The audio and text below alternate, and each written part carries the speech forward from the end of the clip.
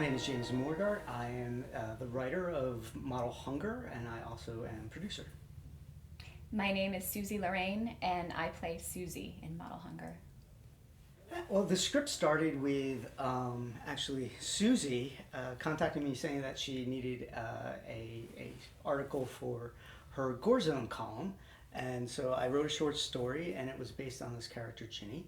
And from there, Ginny just could not get out of my head. So with Ginny in my head, I decided to keep working this idea of how could this be a script. And then one day I was at a bar in Philadelphia during a comic convention with Michael Hine. Philly Comic Con, I think. Yeah, Philly WizardCon. WizardCon. Philly WizardCon. Yeah, I met up with Michael. We were at a bar, and I was telling him, I have the script I've been working on, and he said, "Well, go ahead and pitch it to me." And so I pitched it to him, and he said, "Well, I've never heard of an idea like that before. I would definitely be interested." So I went home. I wrote that script. By Monday, I had a first draft, and he was impressed that I even had a draft. And I was kind of impressed myself that I was able to do that. Mm-hmm. And so he said, "Yeah, I would love to do it. Obviously, it's going to need rewrites." So for a while there, he was on board as our executive producer. Unfortunately, Michael tragically passed away, and during that time, I had been talking to Debbie about directing a film, and shortly before Michael even passed, we had agreed that Debbie would direct the film.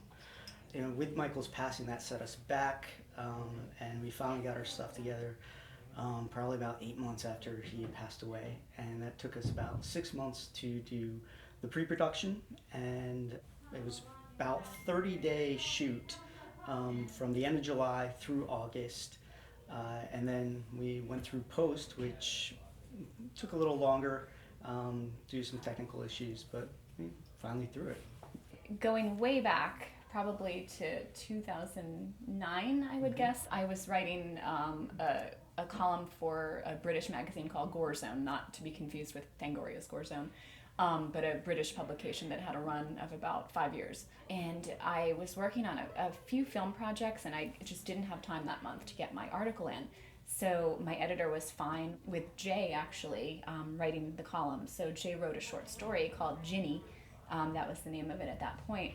And it was so profound and crazy, and you had this elderly woman, at least the way that you had initially painted it. She was almost arthritic and elderly, and to think of her doing all these crazy things was just something that we had never seen in film.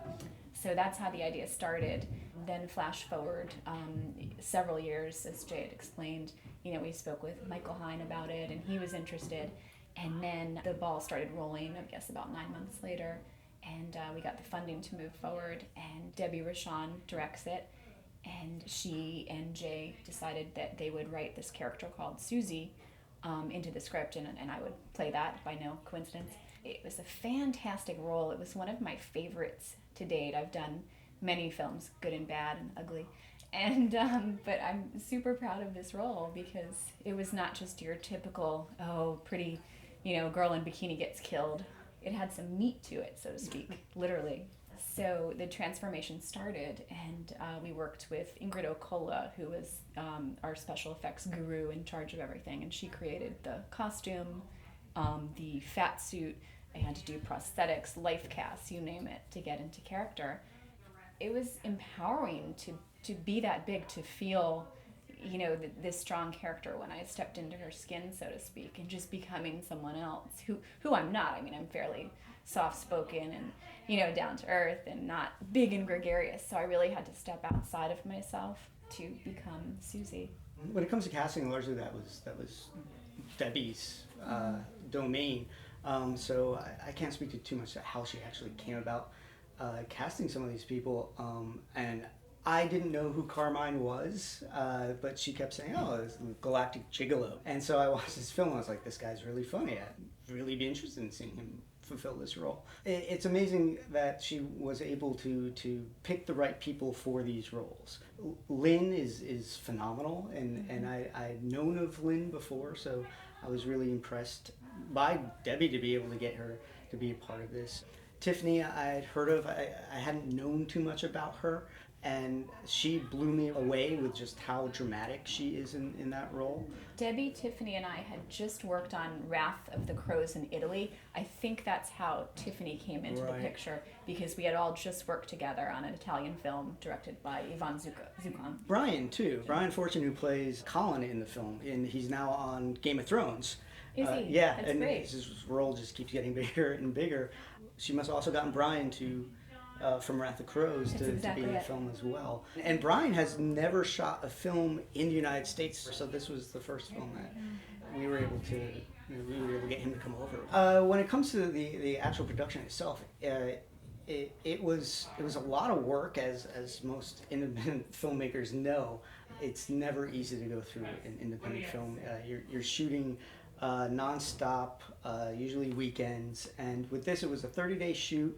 2 days were at School of Visual Arts here in New York City, and then the remainder were up in Buffalo. And part of the issue was that our production designer was with us here at SVA and then had to go all the way up to Buffalo with a U-Haul to help put together all the sets. So the whole production team took basically, it was a week of nonstop around the clock to set up all of these different locations. And when we were shooting, I think we had maybe a total of 4 days off, if that. So it was pretty rigorous. I mean, as a producer, I was there mostly to try and keep the actors relaxed when they weren't working. And at the same time, just be another production assistant, run around and make sure everybody has what they need. Jack of all trades. Pretty much. I mean, that's how it works on these films, and that's the way you have to go about it. Well, I would like to know what Suzi has to say about seeing herself in that role, because you only see yourself in a mirror, right? Yeah, I loved it. I've seen all the various cuts as we've gone along, and it always makes me laugh, no matter how many times I watch it. And of course, it's a very serious film too, and I think that's what's interesting. It's not a typical horror comedy where you're not scared or you don't believe it, or it's just like Trauma style over the top. It's a real fusion of a serious film with a serious message, and that's what I love about Jay's writing is the strong female characters that are evident in pretty much in everything that he writes.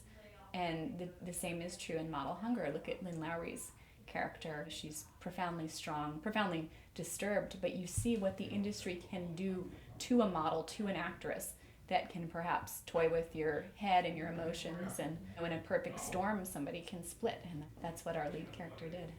All of those ideas, sexism, body image, ageism, were things that I was interested in going into the script. I mean, that when I wrote the short story, you had this really elderly woman who couldn't get around so good, at least it seemed, and you were in her mind, this internal dialogue, ruminating about this young girl who's in front of her who still has these sort of ideals in a sense. I wanted to write something that wasn't your typical hero's journey type of film. I wanted to do something that didn't necessarily say something so much as tackle something.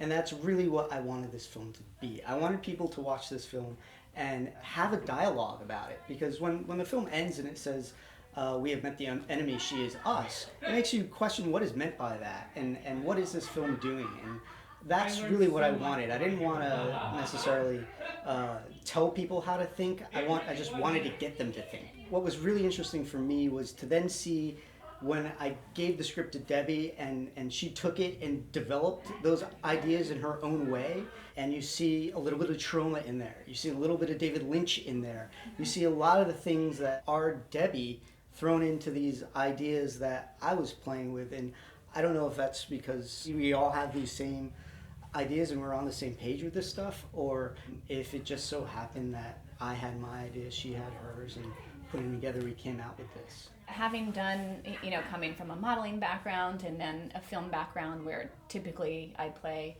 the pretty girl next door who gets, sliced and diced, which is fine. That's key in many horror movies, and I'm happy to have done that. But it was really exciting to step into this role and become someone else, a character that's totally different from my personality. She's aggressive and in command, and we even had to work on my voice to get a certain tone that Debbie thought Suzi should speak in. And Debbie was fantastic to work with because she's obviously an accomplished actress, So having her direct was wonderful and just gave excellent ideas and guidance, and just felt totally comfortable working with everybody to kind of go there and experiment. And I loved playing a character that I'm typically not offered at this stage in my career. And I would love to explore more quirky and unusual characters like that in the future. So far, we've done really well. I think we've won something like 7 awards so far, and we've only really been screening, I think, since September, I think, was the first festival. We played at Oldenburg in Germany, which is, I was honored that they took it. We've played all over the States. We played in Russia. We were supposed to play in Italy and England, and I think between Oldenburg and here at New York City Horror Film Festival, those were really my 2 personal favorites. Coming back here where I've been involved since 2008 and had that connection to Michael, it means something really personal, especially to be able to be here, have that Bodies Drop the Floor opening, and then my film play after a couple of shorts. I mean, that was really, really cool.